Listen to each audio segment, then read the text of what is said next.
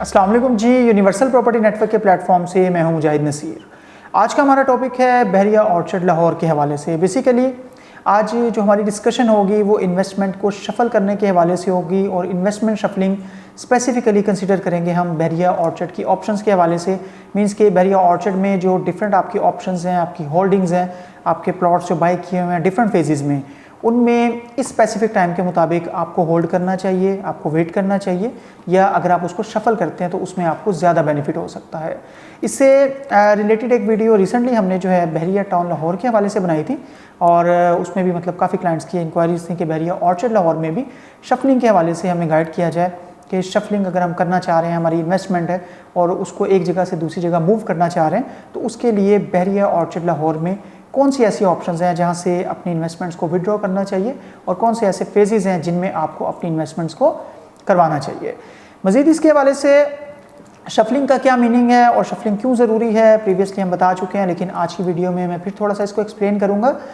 कोई भी इन्वेस्टमेंट जो प्रॉपर्टी में स्पेसिफिकली आप कर रहे होते हैं उसका बेसिक जो पर्पज़ है वो ग्रोथ होता है, वो पोटेंशियल होता है, वो इंक्रीज़ या चेंज इन योर इन्वेस्टमेंट होता है कि मतलब आपने जितनी इन्वेस्टमेंट की उसके ऊपर कुछ ग्रोथ हो और आपको प्रॉफिट मिल सके, और ये आपका बेसिक पर्पज़ होता है। किसी भी इन्वेस्टमेंट में और प्रॉपर्टी में भी आप यही चीज़ मद्देनज़र रखते हैं। प्रॉफिट के इंक्रीज़ होने की रेशो किसी स्पेसिफिक रीज़न की वजह से अगर स्लो हो जाए या स्टॉप हो जाए तो उसमें फिर आपको अपनी इन्वेस्टमेंट्स को उस स्पेसिफिक एरिया से निकाल लेना चाहिए और किसी ऐसे एरिया में इन्वेस्ट कर देना चाहिए जहाँ पे आपके प्रॉफिट की रेशो, आपका पोटेंशियल, आपकी फोरकास्ट इस तरह से हो कि यहाँ पे आपको ज़्यादा प्रॉफिट हो सकता है। वो कौन से अवामिल हैं जिन वजह से नॉर्मली स्टॉप का वर्ड तो हम नहीं यूज़ कर सकते कि किसी एरिया में टोटली ग्रोथ स्टॉप ही होगी। ग्रोथ जो है इन्वेस्टमेंट में वो कॉन्टीन्यूस तो रहती है, लेकिन उसकी जो प्रोपोर्शनली जो उसकी स्पीड है, जो उसमें मतलब चेंजेस हैं, उसकी स्पीड कम हो जाती है। फॉर एग्जांपल जो मैच्योर्ड इन्वेस्टमेंट होती हैं, प्रॉपर्टी की हम बात करें तो मैच्योर्ड इन्वेस्टमेंट्स का वर्ड हम यूज़ करते हैं ऐसी इन्वेस्टमेंट्स जिनमें अब इन्हांस होने के, जिनके इंक्रीज़ होने के, जिसमें फ़ंड्स की ग्रोथ के बहुत ज़्यादा चांसेस ना रह गए हों, उसको हम मैच्योर्ड इन्वेस्टमेंट कहते हैं। और ऐसी इन्वेस्टमेंट्स जिसमें अभी बहुत ज़्यादा जूस हो और उसमें मतलब आपको रीजंस नज़र आ रही हों कि किस स्पेसिफिक वजह से आपके फंड्स जो हैं उनमें ग्रोथ आ सकती है, आपकी इन्वेस्टमेंट आपको बेनिफिट दे सकती है, तो ऐसी इन्वेस्टमेंट्स को फिर हम बहुत ज़्यादा प्रायोरिटी पे कंसिडर करते हैं, कंसिडर करना चाहिए।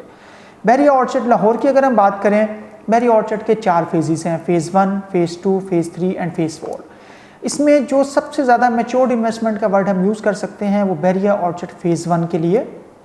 ये वर्ड यूज़ किया जा सकता है। उसकी वजह यह है कि जो एलिमेंट्स हैं, जो रीजंस हैं, जो डेवलपमेंट है वो आपको पेट्रोल पंप हो, वो आपका सिनेमा हो, स्कूल हो, पार्क्स हो, मस्जिद हो, हॉस्पिटल हो, पॉपुलेशन का स्टेटस हो, कमर्शियल मार्केट्स हो, ओवरऑल डेवलपमेंट हो, वो जिस तरह आपको बहरिया ऑर्चर्ड फ़ेज़ 1 के डिफरेंट ब्लॉक्स में मिलती है उसके रिस्पेक्टिवली फ़ेज़ 2, 3 और 4 में वो डेवलपमेंट, वो एलिमेंट्स रिलेटिवली बहुत कम हैं।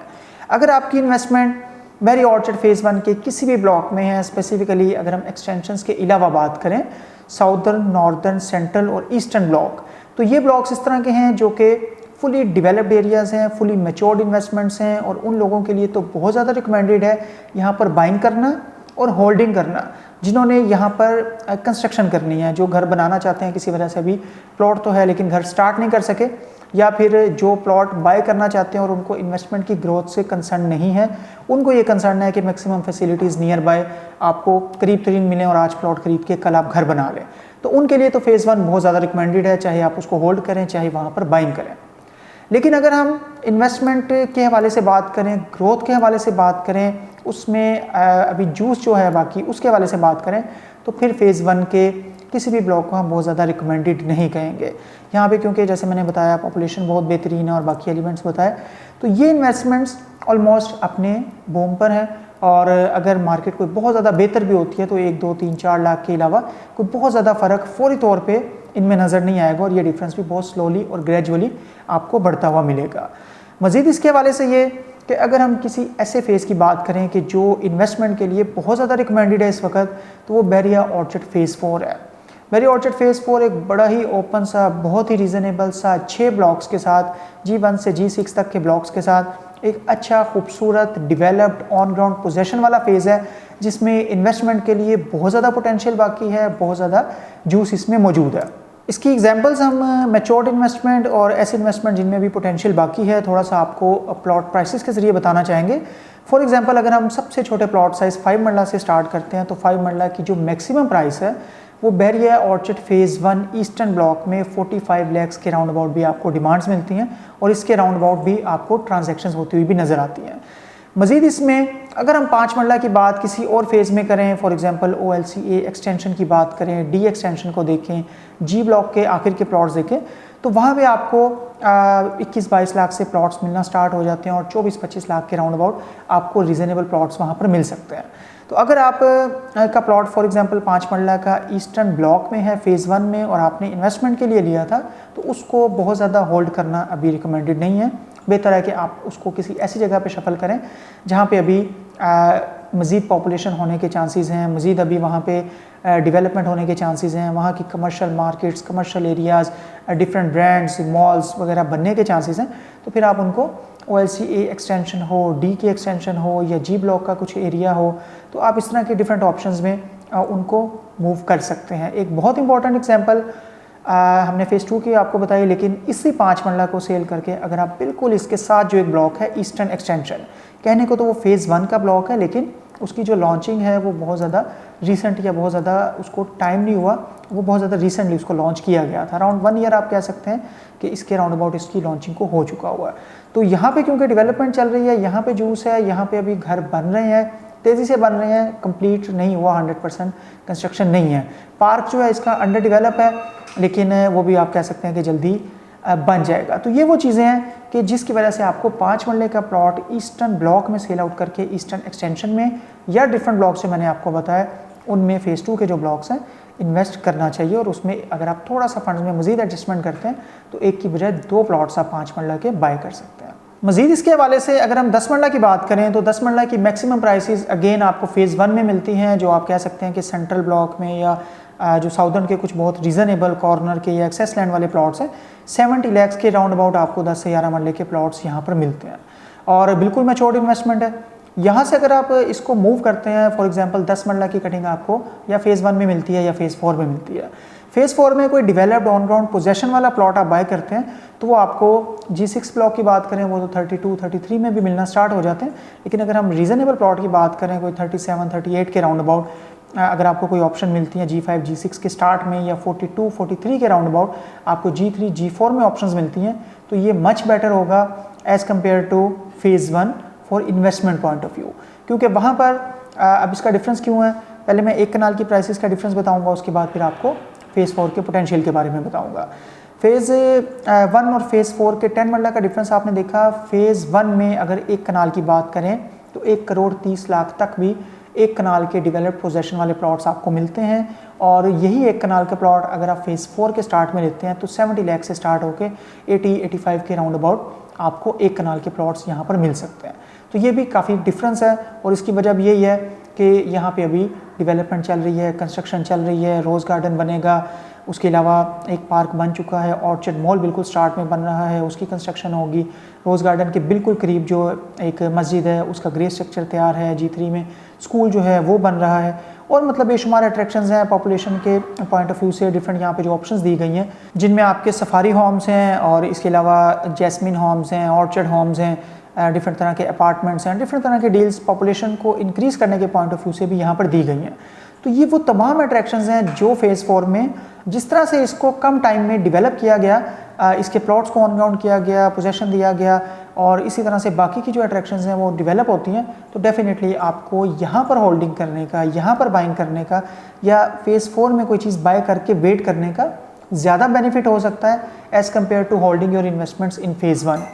यहाँ पे कुछ जिक्र हम फेज़ 2 और फेज़ 3 का भी करना चाहेंगे। फॉर एग्जांपल अगर हमारी इन्वेस्टमेंट जो है वो फेज़ 2 में है तो फेज़ 2 के जो बहुत प्राइम ब्लॉक्स हैं उनमें अगर आपके इन्वेस्टमेंट्स हैं तो उनको होल्ड करना ही बनता है। उसमें आपका C ब्लॉक शामिल है जिसके अट्रैक्शंस तो बिल्कुल रेडी हैं, पॉपुलेशन अभी इतनी ज़्यादा नहीं है। फॉर एग्जांपल C ब्लॉक की खूबसूरत मस्जिद की बात करें, क्लोव रेस्टोरेंट को देखें, आप C ब्लॉक का हेड ऑफिस देखें, बहरिया का जो मेन ऑफिस है, हर तरह की ट्रांसफ़र इस ऑफिस में होती हैं। उसके अलावा ट्रेफेलगर स्क्वायर के नाम से जो एरिया है बहरिया अपने हर प्रोजेक्ट में देता है और वो C ब्लॉक में दिया गया है ऑर्चिड के केस में। इसके अलावा ज़ू को देखें तो ये तमाम चीज़ें आपको सी ब्लॉक में मिलती हैं। और सी ब्लॉक की प्राइसेस फ़िलहाल नीचे हैं 32-33 के राउंड अबाउट आपको 5 मरला के प्लॉट्स मिलना स्टार्ट हो जाते हैं, और 8 मरला भी जो है वो 40 लाख प्लस माइनस में स्टार्ट होते हैं, और मैक्सिमम आपके 55 लाख तक भी जाते हैं। तो सी ब्लॉक में अगर आपके कोई इन्वेस्टमेंट्स हैं तो उनको तो डेफिनेटली होल्ड करना बेहतर है, उनका वेट करना बेहतर है, वो एक बेहतरीन इन्वेस्टमेंट है। लेकिन शफलिंग के पॉइंट ऑफ व्यू से एक छोटी सी चीज़ अगर हम और कंसीडर करें, फॉर एग्जांपल लास्ट के ब्लॉक्स हैं, जैसे आपका जी ब्लॉक है या जे ब्लॉक है जहाँ पे 8 मरला के प्लॉट्स आपको मिलते हैं, या एच ब्लॉक है, तो ये ब्लॉक्स अपनी जगह तो रीज़नेबल हैं, बिल्कुल अच्छी ऑप्शन है। जिन लोगों का बजट नहीं है इतना ज़्यादा और वो ऑर्चर्ड में रहना भी चाह रहे हैं, तो वो कम प्राइस में 8 मरला के प्लॉट्स जे या एच ब्लॉक में बाय करते हैं, इस चीज़ से रिस्पेक्टिव होके कि इनकी लोकेशन बिल्कुल मतलब ऑलमोस्ट लास्ट में आ रही है सुंदर रोड की तरफ। तो अगर वहाँ पर भी इन्वेस्टमेंट पॉइंट ऑफ व्यू से आपकी कोई ऑप्शंस हैं तो बेहतर है उनको भी आप शफल करें। जी और जे ब्लॉक की या एच ब्लॉक की जो ऑप्शंस हैं उनको शफल करके या तो थोड़ा सा पीछे के ब्लॉक में सी ब्लॉक उसमें आए जिसमें अट्रैक्शंस बहुत ज़्यादा हैं। सी ब्लॉक से भी पीछे स्टार्ट में आना चाहते हैं तो आप 8 मरला के केस में फेज़ 3 के ऑप्शंस को कंसीडर कर सकते हैं। फेज़ 3 का जो बिल्कुल स्टार्ट का एरिया है, बिल्कुल जब आप मेन रायबंद रोड पे आते हैं तो लेफ्ट साइड पे पहला गेट ही आपको फेज़ 3 का मिलता है। तो फेज़ 3 में अगर 8 मरले के कोई डेवलप प्लॉट्स आप लेते हैं जो अभी बहुत नीचे की प्राइसेस पे हैं, तो जैसे वहाँ पे कंस्ट्रक्शन का भी सिनेरियो है, वहाँ पे आपकी प्राइसेस बेहतर हो सकती हैं। फिर आप बिल्कुल फेज़ 1 की बात करें तो फेज़ 1 की या साउदर्न एक्सटेंशन या ईस्टर्न एक्सटेंशन या नॉर्दर्न एक्सटेंशन, नॉर्दर्न एक्सटेंशन में रेट थोड़े से आपको हाई मिलेंगे, लेकिन साउदर्न एक्सटेंशन या ईस्टर्न एक्सटेंशन में 5 या 8 मरले के प्लॉट्स अगर आप बाय करते हैं एज़ कम्पेयर टू होल्डिंग जी, जे और एच ब्लॉक 5 और 8 मरला प्लॉट्स, तो ये भी आपकी रीज़नेबल इन्वेस्टमेंट, रीज़नेबल होल्डिंग हो सकती है। उसकी सबसे बड़ी लॉजिकल रीज़न ये है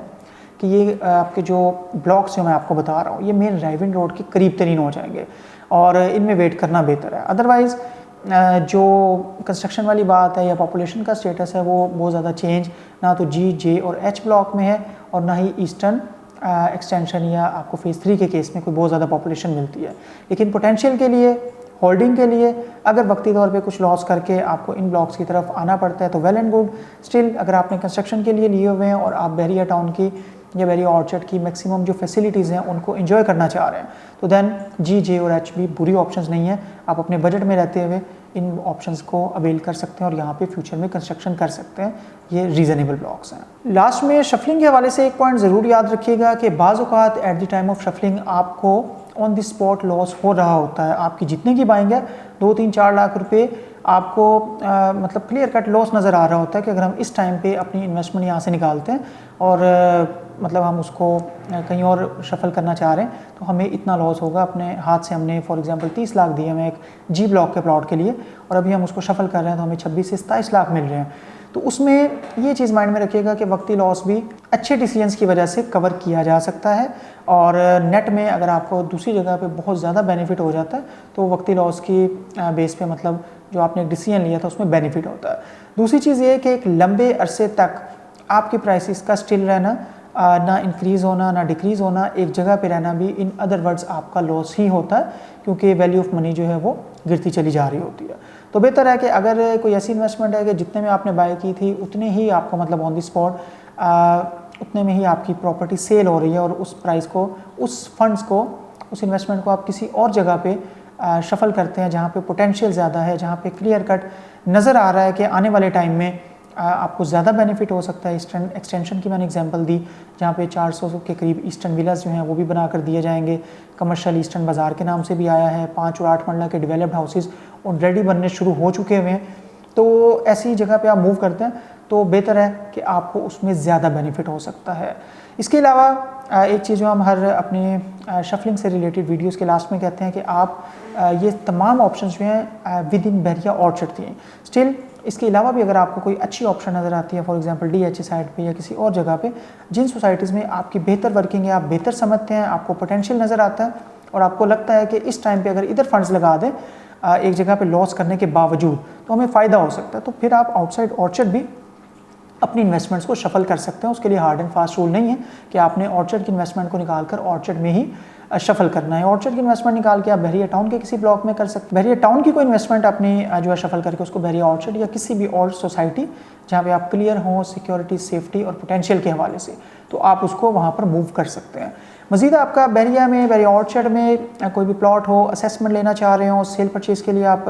मतलब आपको नॉलेज चाहिए हो तो आप किसी वक्त भी कांटेक्ट कर सकते हैं। स्क्रीन पे मेरा नंबर भी शो हो रहा है। इसके अलावा हमारी वेबसाइट है www.rupn.com। इस पर भी आपको अच्छी reasonable options information any time जो है वो अवेलेबल होगी। मज़ीद अच्छी वीडियोस के साथ, अपडेट्स के साथ, एनालिसिस के साथ आपकी खिदमत में हाजिर होंगे। आपके टाइम का बहुत शुक्रिया। Thank you very much. अल्लाह हाफिज़।